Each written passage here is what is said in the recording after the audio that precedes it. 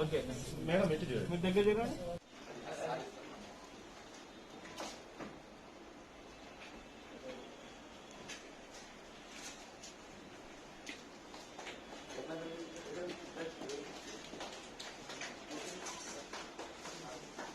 ఇది చాలా సాల్కే కాకపోతే మళ్ళీ మంచిగా సార్ ఇట్లా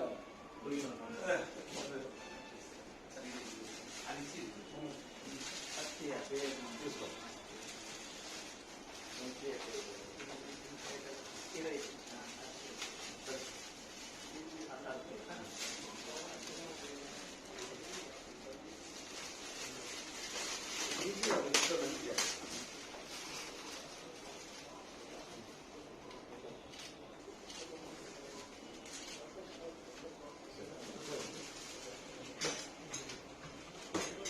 జిల్లా మాది ఆదివాసీ బిడ్డ.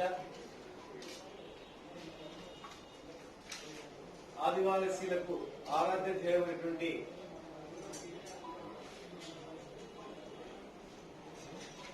ఈ గుస్సాడి నృత్యం, శివునికి ఇష్టమైనటువంటి గుస్సాడి నృత్యాన్ని వంశపారంపర్యంగా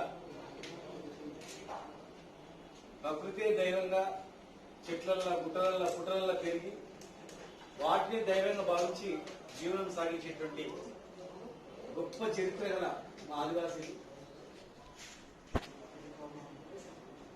వందల వేల సంవత్సరాలు అసలు అడవిలోనే ఉండి అడవి నుంచి ఎప్పుడో ఒకసారి ఇళ్ల తరబడి ఒకసారి పట్టణంకి వచ్చేది. జీవితం సర్వం జీవితం పుట్టి చావు వరకు కూడా బయటి ప్రపంచం తెలియకుండా ఉన్నటువంటి సంస్కృతి మరి మన ఆదివాసీలో ఉంది. మరి వాళ్ళకు వందల వేల సంవత్సరాల నుంచి వచ్చినటువంటి గుస్సాడి నృత్యాన్ని ఒక దైవభక్తితో కూడినటువంటి ఎంతో గొప్ప ఆ నృత్యాన్ని ఈరోజు ప్రపంచానికి చాటి చెప్పి దాదాపు 81 సంవత్సరాలు 81 సంవత్సరం అయినా కూడా చిన్ననాటి నుంచే ఆ గుస్సాడి నృత్యం పట్ల మక్కువని వందల మందిని వేల మందిని తయారు చేసి ఈరోజు ప్రపంచమే భారతదేశం మొత్తం కూడా ఏంటి గుస్సాడి అసలు ఈ చరిత్ర ఏదని మొత్తం ఆ చరిత్రను మొత్తం లాగినట్లు పూర్తి లాగినట్లు ఈ నృత్యంతో వాళ్ళ జీవనశైలి మొత్తం ముడిపడినట్లు వెలుగులోకి ఇచ్చినటువంటి కనకరాజు గారికి మరి భారత ప్రభుత్వం గుర్తించి పద్మశ్రీ అవార్డు ఇచ్చినందుకు మరి మరి ముఖ్యమంత్రి గారికి మరి ప్రధానమంత్రి ఇద్దరు కూడా కృతజ్ఞతలు తెలియజేస్తున్నారు. భారతదేశం నుంచి మన తెలంగాణ బిడ్డ అయినటువంటి మా కనకరాజు గారు ఆ స్థాయికి రావడం మాకందరూ కూడా చాలా గర్వకారణం ఉంది. మరి వారికి ప్రతి నెల ఆయన జీవితానికి సరిపోయేటువంటి పెన్షన్ కూడా మా ముఖ్యమంత్రి గారి దృష్టికి తీసుకెళ్లి త్వరలోనే ఆయన సరిపోయేటంత ఎంత మేము చేసి ఒక 10,000 రూపాయలు నెలకు వచ్చేటట్టు కూడా మేము ముఖ్యమంత్రి గారితో మాట్లాడి ఇమ్మీడియట్ గా ఈ 2-3 రోజులనే ఫైల్ పంపిస్తాం. ముఖ్యమంత్రి గారు పంపించి మరి దీనికి అందేటట్టు చేస్తాం. దీంతో పాటుగా మా మహబూబ్నగర్ జిల్లా అచ్చంపేట కళాకారుడు మొగిలయ్య కిన్నెర విద్వాంసు కిన్నెర సేమ్ ఆయన విద్యార్థి. అంటే తెలంగాణ ప్రాంతంలో ఒక్కొక్క గిరిజన ప్రాంతంలో ఒక్కొక్క సంస్కృతి సాంప్రదాయాలు వారి పాటలు కట్టుబొట్టుతో ఎంతో గొప్ప వేల సంవత్సరాల చరిత్ర మనిషి నాగరికత ఎక్కడ ప్రారంభమైంది ఏంది అనేది ఈ పాటల్లో అర్థమైంది. ఎందుకంటే ఆ రోజు పుస్తకాలు ఎవరు రాయలేదు. కానీ ఈ పాటల్లో చూస్తే ఎవరు పాలించి ఆ రాజు ఏంటి, ఆ రాజ్యంలో ఏం జరిగింది, మరి ఎక్కడెక్కడ చరిత్ర ఉంది అనేది వచ్చేటువంటి గొప్ప చరిత్ర అన్నమాట. అలాంటి పాటలు వేల సంవత్సరాల నుంచి వచ్చిన తత్వాల నుంచి సంపద ఆ పాటలు నృత్య రూపాయలు వచ్చినటువంటిది. దాన్ని కాపాడుకుంటూ ఇలా పద్మశ్రీ అవార్డు వరకు వీళ్ళు రావడం అనేది నిజంగా మాకందరూ సంతోషం. త్వరలో ముఖ్యమంత్రి గారికి అనుమతి తీసుకొని ముఖ్యమంత్రి గారి అనుమతితో ఖచ్చితంగా చేస్తాం. ఇలా వచ్చిన దిలేగానే ముఖ్యమంత్రి గారి అనుమతితో ఈరోజు సత్కరించుకొని ఇమీడియట్ గా మా సంబంధించిన అధికారులు కూడా ఆ ఫైల్ తొందరగా తయారు చేయాలని చెప్పని చేస్తున్నాం. వారికి ఇక్కడ ఇల్లు పరిస్థితులు ఎట్లుందో సంబంధించినటువంటి అధికారులతో మేము మాట్లాడి ఈ కళను కాపాడుకోవడానికి ఈయనకు కావాల్సిన ఏర్పాట్లు మా సంస్కృతి శాఖ తరఫున వీరికి అన్ని రకాల ఏర్పాట్లతో పాటుగా మరి ప్రత్యేకమైనటువంటి ఉత్సవాల సందర్భంగా వీటిని ప్రత్యేక ఆహ్వానితుల్లో పిలుచుకొని వీటిని గౌరవించుకొని సత్కరిస్తామని చెప్పి మరి ఈ సందర్భంగా తెలియజేస్తాం. ఏదైతే సార్ చెప్పినట్టే మంచిది. నా కొరకు నేను దీంతో ఉన్నవారు కూడా మిగతా అందరినీ దయ నుంచి మా తెలంగాణ నుంచి నేను చిన్నప్పుడు నాకు ఎవరు నేర్పలేదు ఏమి కానీ దాంతో దేవుడు చెప్పిందో ఏం చెప్పిందో నాకు ఏమవసరం చెప్పాను. కానీ నేను ఏం చేసినంటే అప్పుడు సండి చెబితే మాకు తుకారం సార్ మడాలి తుకారం సార్ చెప్పాడు.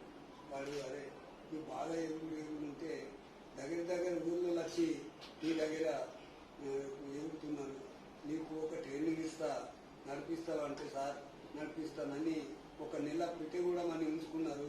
150 మందికి తీసుకొచ్చితే 150 మంది నుంచి ఒక నెలకు 16 రోజులు చూసిన రాని రారు అని మీతోటి కాదని నేను మళ్ళా డబల్ చేస్తే కూడా రాదు. నువ్వు 55 మందికి ఫిలౌట్ చేసి వాళ్ళని పాస్ చేసి 2 రోజులు 3 రోజులు 4 రోజులు అని నేర్పిస్తే పాస్ అయింది.